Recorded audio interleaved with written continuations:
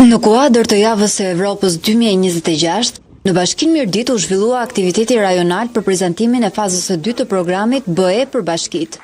Një nismë me vlerë 11 milionë euro që synon forcimin e qeverisjes vendore dhe përmirësimin e shërbimeve publike në Shqipëri. Kryetari i Bashkisë Albert Melyshi e cilësoi javën e Evropës si një moment të rëndësishëm reflektimi mbi rrugëtimin evropian të Shqipërisë dhe partneritetin me Bashkimin Evropian. Këto projekte nuk janë vetëm ndihmë financiare.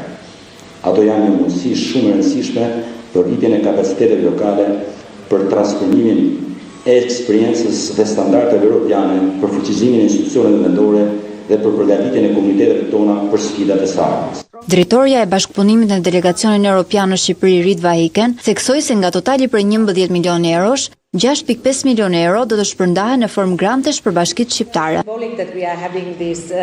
Sot kemi nisjen e fazës së re dhe ambicioze të projektit Bashkitë për Evropën.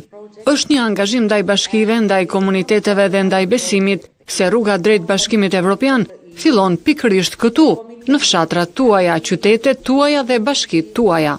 Besoj se kjo është ajo që i bën rajonet ku mbështetja e Bashkimit Evropian vërtet të bëjë diferencën. Ku projektet janë konkrete, kur shkolla rikonstruktohet dhe shërbimet publike kanë vërtet një ndikim në jetët e tyre të përditshme.